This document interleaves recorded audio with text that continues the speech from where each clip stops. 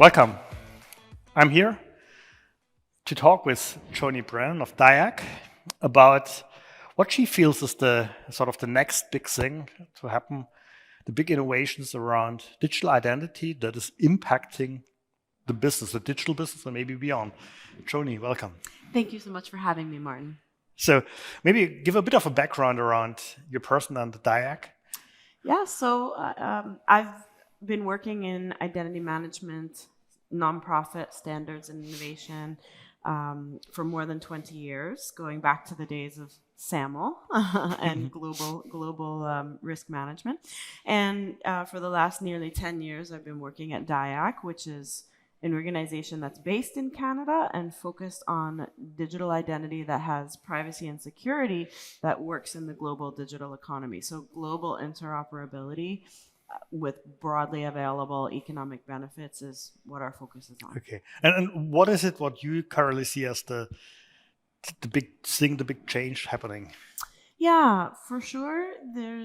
We always have changes within our ecosystem, and I think we've seen more than one standard trend come. Well, we've seen more than one standard come and go, and in fact, the standards don't go; they also stay. The point, yes. So I think what we do see is the evolution, and I would say, of course, the big evolution now is around decentralized identity, and so this is something important for our space.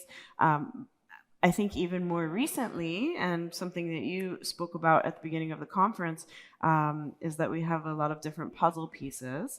And some of the discussions that I've heard at the conference this week is really to recognize that there will be more than one standard and there will be more than one approach. And so it will be, I think it's kind of a new maturity around embracing this evolution and embracing the multiple standards that exist in the ecosystem, and there will be new ones to come, and really extending what decentralized has to offer, building on the foundations that we have. But at the end, it will be then about interoperability. So I think this will be the key thing, that we make everything interoperable. Yes. And I think this is also what I feel, that we are currently in a phase where we have sort of this idea, which is around for quite a while, with different terms like self-sovereign identity, decentralized identity, etc., maturing. Yeah. But what I feel specifically at our conference now at the EIC is that we are currently in a lot of talks we have this concept, we have a lot of standards which have evolved, and they are right now hitting the real world use cases. And there's a lot of things popping up where we say, okay, we need this as well, we need that as well. Like we talked today about revocation and about having the same credentials in multiple wallets and a lot of other things. And I believe that there's still a lot to do. On the other hand, I'm absolutely with you that I feel that this is something which will change the way we do a lot of things in business. Also, we had a lot of interesting talks about how this may impact consent management, etc. So I think really, I would fully agree, this is the next big thing. It will not be the one standard, so we need interoperability. Yeah. And I agree with all of this, and really to make sure to remember interoperability from a technical perspective and interoperability from the assurance and trust perspective. And so sometimes this is solved with PKI and cryptography, and then there are off technology processes that happen as well, and making sure that the data that comes into the credentials or into the systems that we have common assurance, and that from one ecosystem into another ecosystem, that we're not introducing risk from between ecosystems. Yeah.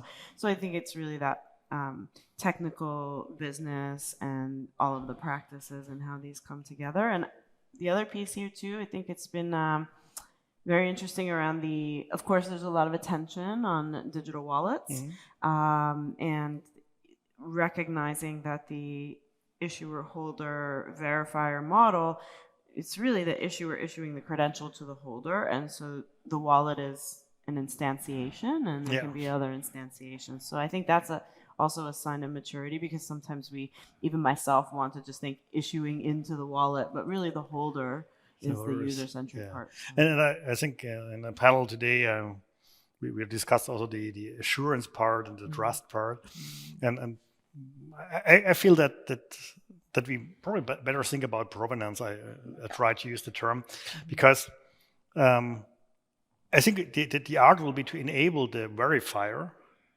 to understand to which degree the verifier can, so to speak, trust a certain credential, and does it fit to what the verifier needs. And so this is also a bit more about enablement. I think that there's so much going on also at this conference and in the entire industry about this. But I think the discussions also show that we are really right now think about how to make it work in the real world. Yeah, I love that you had the comment on provenance in the recent, in the recent year, in the recent months. I've been spending a lot of time on provenance and traceability.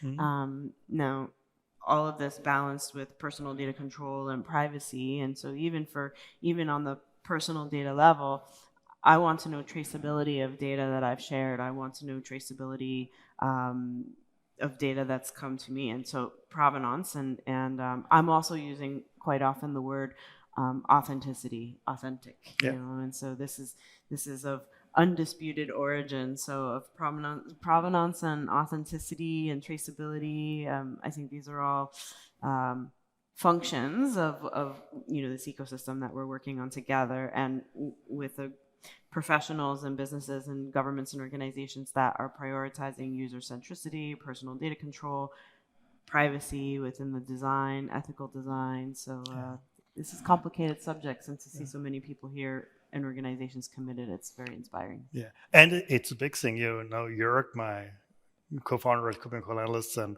the one who runs the agenda for the EIC, he just posted on the panel we had in the morning, there were people representing more than 2 billion people from India, from the US, from the EU, all talking about how to make this work. And this again goes into interoperability. So I'm fully with you. I think decentralized identity is really the next big thing. There's still some work to do. Yeah, go ahead. You also, if we didn't share that, we've been talking about the implications of AI, both positive and negative, and the ability to create deep fakes, shallow fakes, live fakes. This layer of verification of provenance and authenticity is going to be even so much more important as AI comes forward. Absolutely. So, Joni, thank you very much for sharing your thoughts about where identity is heading.